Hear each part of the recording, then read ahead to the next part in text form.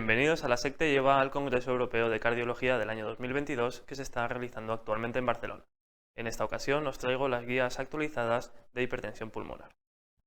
Las últimas guías publicadas constan del año 2015, si bien es cierto que en el año 2018 en Niza se realizó el sexto Simposio Mundial de Hipertensión Pulmonar, donde ya se adelantaron algunas de las novedades que actualmente se han confirmado. Uno de los cambios más importantes es a nivel de las definiciones. La hipertensión pulmonar ahora se define como una presión arterial pulmonar media de más de 20 milímetros de mercurio en reposo, cuando previamente eran 25 milímetros de mercurio.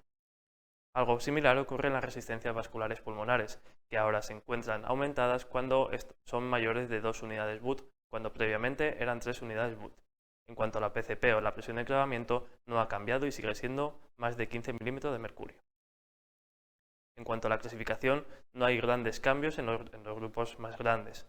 Sabemos que hay 5 grupos, un primer grupo que se llama hipertensión pulmonar arterial, un segundo grupo, hipertensión pulmonar asociado a patología cardíaca izquierda, un tercer grupo que es hipertensión pulmonar asociado al pulmón, un cuarto grupo que es hipertensión pulmonar asociado a patología tromboembólica crónica y un quinto grupo que es multifactorial. En cuanto a los subgrupos, ha habido pequeños cambios y algunos de estos los remarco. En el grupo de hipertensión pulmonar grupo 1, a nivel idiopático, se han creado dos subgrupos que son los no respondedores y los respondedores agudos al test de vasorreactividad. En cuanto a la insuficiencia cardíaca, se ha dividido en fracción de eyección preservada y fracción de eyección reducida. Y en cuanto al grupo 3, se ha eliminado el grupo de patología asociado al trastorno del sueño y ha aparecido un grupo de hipoventilación o síndromes de hipoventilación.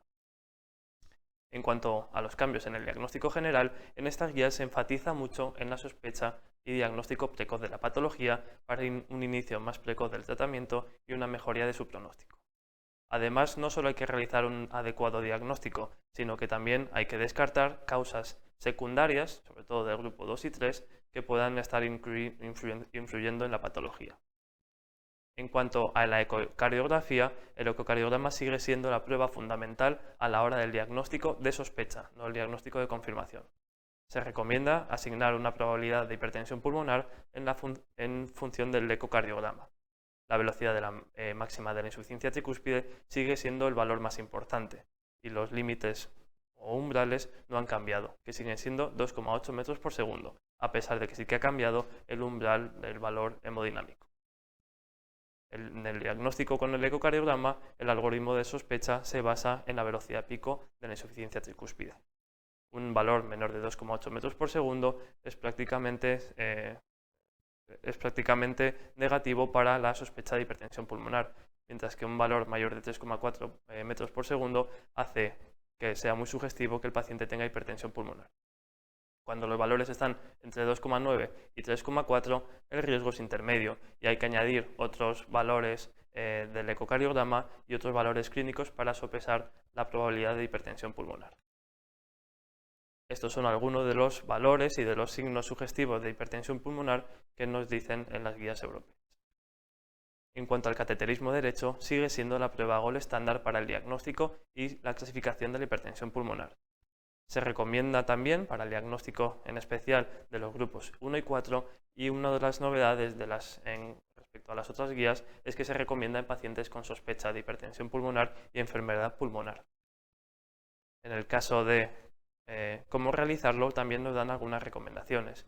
Una de las recomendaciones es que debe realizarse en centros de mucha experiencia, ya que ahí la baja tasa de complicaciones es prácticamente nula.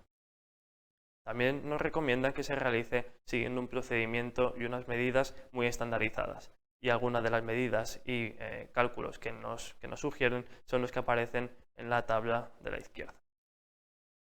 En cuanto al test de vasorreactividad, la adenosina ha quedado relegado por la alta tasa de efectos secundarios que presenta y actualmente se realiza con óxido nítrico o iloprost en su mayoría de las veces. Visto las novedades generales, pasamos a las novedades específicas de cada grupo. Voy a hablar del grupo 1, 2 y 4 porque son en los que más novedades se han presentado. En cuanto al grupo 1, hipertensión arterial pulmonar, una de las novedades más importantes a nivel general es que los pacientes ahora pueden todos realizar actividad física y de hecho se recomienda activamente la realización de actividad física siempre que ésta sea supervisada, con una indicación además 1A. En cuanto al algoritmo diagnóstico y terapéutico, todos los pacientes que sospechen que son parte del grupo 1 se deben de someter a un test de vasorreactividad. Cuando este test es positivo, se inician tratamientos con calcioantagonistas y si este tratamiento es eficaz, se mantendrán. Siempre que el tratamiento no sea eficaz o que el test de vasorreactividad sea negativo, pasarán al otro grupo, que es el grupo de no respondedor o grupo de vasorreactividad negativa. En estos casos, estos pacientes se dividen en dos grandes grupos, los que asocian patología cardiopulmonar y los que no la asocian. Si asocian patología cardiopulmonar, se recomienda el inicio en monoterapia con inhibidores de la 5-fosfodiesterasa o con antagonistas de los receptores de la endotelina. En caso de que los pacientes no presenten patología cardiopulmonar, se recomienda el inicio en función del riesgo inicial con 2 o 3 fármacos. Una vez que se inicia el tratamiento, se debe hacer un seguimiento estricto y se debe de revalorar el riesgo de estos pacientes, ya que si el riesgo es bajo, el tratamiento ha sido eficaz, se mantendrá, pero si el riesgo es bajo intermedio o alto, deben de hacerse ajustes en la medicación.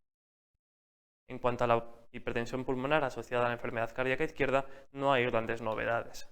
Es cierto que hay algunos cambios en las recomendaciones generales, siguen siendo muy enfáticos en que los pacientes con insuficiencia cardíaca izquierda deben de estar en euvolemia a la hora de hacer el diagnóstico de hipertensión pulmonar.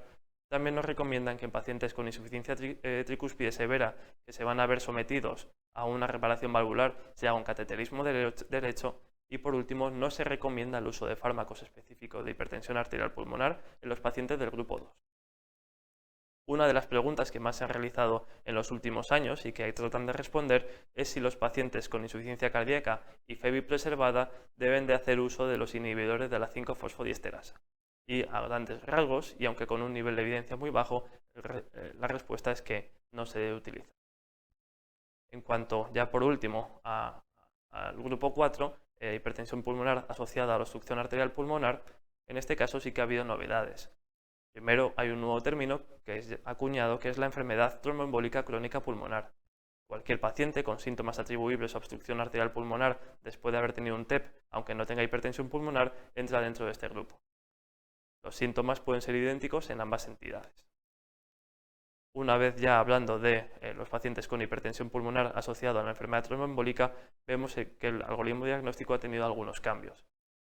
Con la sospecha de un paciente con esta patología, se debe hacer un test de ventilación-perfusión y una ecocardiografía. Si alguno de estos tests es positivo, se deberá hacer un angiotac y un cateterismo cardíaco derecho. Y si es positivo, se deberá iniciar el tratamiento. Como vemos, hay varias dianas a la hora de realizar el tratamiento en estos pacientes. La primera diana es la arteria pulmonar más proximal, donde se trabaja la endarterectomía por cirugía cardíaca. En la arteria distal se actuaría con el balón, con la angioplastia con balón, y en el caso de la microcirculación se actuaría con el tratamiento médico sistémico. En cuanto al algoritmo de tratamiento, todos estos pacientes deben estar anticoagulados de por vida. Siempre que los pacientes sean operables, deberán de ser operados según la indicación 1A.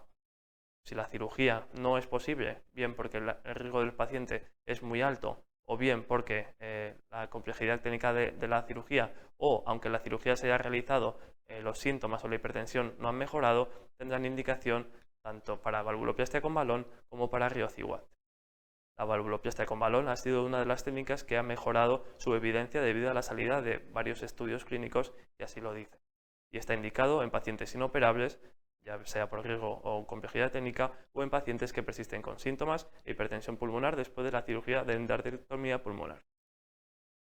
Con esto damos concluida la guía de hipertensión pulmonar, espero que les haya gustado y seguimos en la SEC Te Lleva.